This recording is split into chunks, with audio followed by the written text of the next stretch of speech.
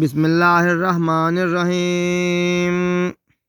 द हज़रत आयशा रज़ी अल्लाह ताला अन्हा ना रिवायत ते कि रसूलुल्लाह सल्लल्लाहु अलैहि वसल्लम फरमाइल چې کله یو له تاسو نه کښېني روټۍ ته او د الله نوم اخیستل یې هېر شي نو دله پکار دی چې په میاشت کې دا ووایي بسم الله اوله و آخره ووایي.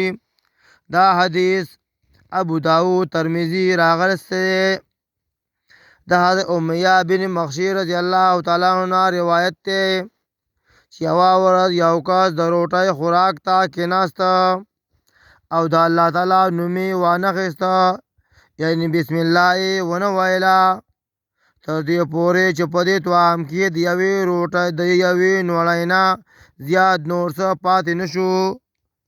ناڅاپه دته یاد شو چې زمانه د خوراک په شروع کې په وخت بسم الله هېر شوي دي.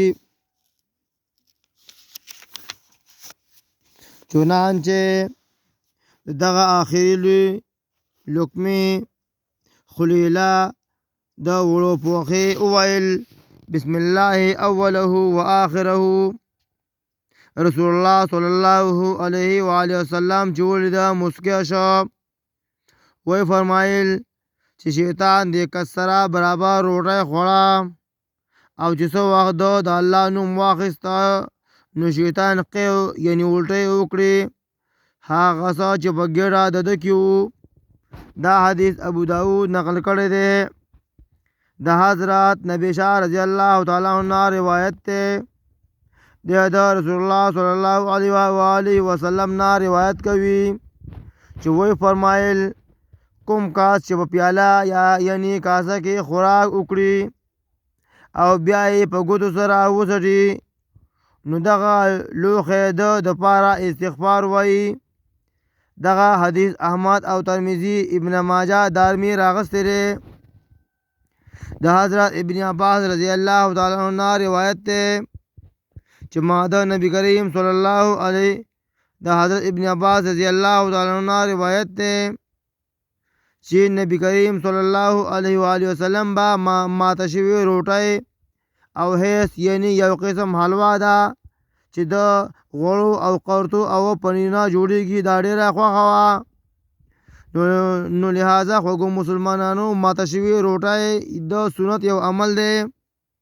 نه ډیرو مسلمانانو هغه سنت عمل پریښی دی نو ځکه ورته جسمانی تکلیفونه دي، یعنی د معدې هر قسم تکلیفات ورته راځي. د حضرت ابو سعید انصاری رضی الله تعالی عنہ روایت ته چې رسول الله صلی الله علیه و آله وسلم فرمایل چې د زیتون تیل خورئ او بدن پرې مالش کوئ ځکه دا د ډېرې برکت ونې تیل دي. ترمذی ابن ماجه دارمی کې دا حدیث راغلی دی.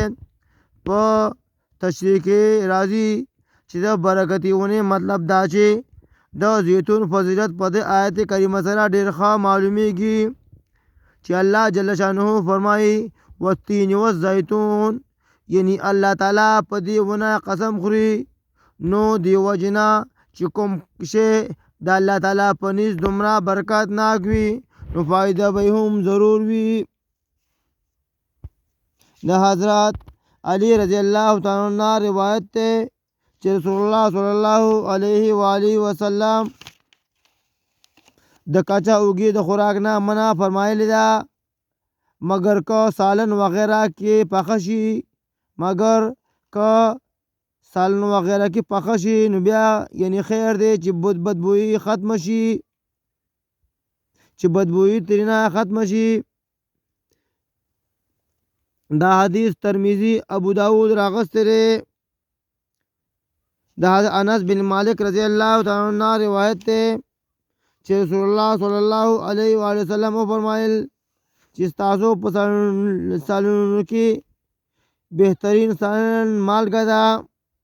دا حدیث ابن ماجه راغستی دی، یعنی تشریح ادا ده، یعنی بهتر په دې وجه ده چې یو خو ارزانه او اسانه ملاویږي او بل دا چې معلومه خبره ده چې مالګه په کټوۍ کې نه وي نو خوراک یې بالکل بې مزې وي.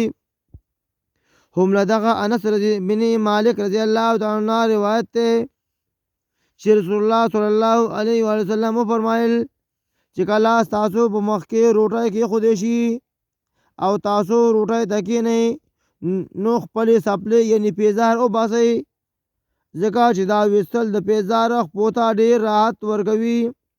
دا حدیث دارمی راغسته د حضرت نبی رضی الله تعالی عنہ روایت ته چې رسول الله صلی الله علیه و آله وسلم او فرمایل چې کوم سړی پیاله یعنی یا کاسا وغیرہ کې خوراک اخري بیا یې پاک اوسټي نو هغه پیاله دې کستا وای چې سرنګ تا ماتا د شیطان د سټون نه نجات راکړو دا رنګ دی تا ته الله تعالی د دوزخ د اور نه نجات راکړي. دا حدیث رزین کی راغله دی د حضرت ابن عمر رضی الله تعالی عنہ روایت ته چې رسول الله صلی الله علیه و آله وسلم فرمایل چې کله د دسترخوان خور شي او خلک د خوراک د پاره کینی نو هیڅ یو کس دی تر هغې نه پورته کېږي څو پورې چې دسترخوان نه وي پورته شوی او تر هغه وخته پورې دی خپل لاس نه نیسي څو پورې چې ټول خلک د خوراک نه وي فارغ شوي اگر کده مول هم وی هم او کچری د عذر په وجه د دسترخوان یعنی د خلکو نه مخې پازل د پاره ضروري وي نو د لا پکار دي چې داغي عذر بیان کړي یعنی د خلکو نه دی معذرت وغواړي بیا د پاسي ځکه چې نور ملګری شرمنده نشي. چنانچه وګوري ملګری چې ملګری لاس ونیو نو د شرمای په وجبه هغه هم لاس ونیسي او دا کېدای شي چې نور خوراک خواهش هم لري. دا حدیث ابن ماجه بیهقی او شعب الایمان کې راغله دی د حضرت اسماء بن یزید رضی الله تعالی عنها وایي چې یوه ورځ نبی کریم صلی الله علیه و آله وسلم ته روټۍ راغله او هغه زما مخې ته کېښوده ما وویل چې زه یې نه خورم. رسول الله صلی الله علیه و آله وسلم وفرمایل لوږه او دروغ دواړه مه جمع کوه. دا حدیث ابن ماجه راغستی دی. مطلب دا چې د روټۍ خوراک خواهش سړی لري نو آیتن ویل ندی پکار چې زما زړه نه کیږي ځکه په دې کې دوه نقصان دي یو دا چې د خپل نفس را زیاتی دی دویم دا چې دروغ هم وایي پکې راله او دروغ ویل حرام دي. نو د ارشاد مبارک نه مطلب دا شو چې دروغ او لوګه دواړه یو ځل کول ندی پکار یعنی روټۍ وخوره. د حضرت عمر بن خطاب رضی الله تعالی عنہ روایت ته چې رسول الله صلی الله علیه و وسلم فرمایل چې روټۍ یو ځای خورئ جدا جدا مه خورئ ځکه چې یو ځای خوراک کې برکت وي. دا حدیث ابن ماجه راغستی دی. الله تعالی دې موږ له په قرآن او په حدیث باندې د عمل کولو توفیق نصیب کړي. السلام علیکم ورحمت الله وبرکاته.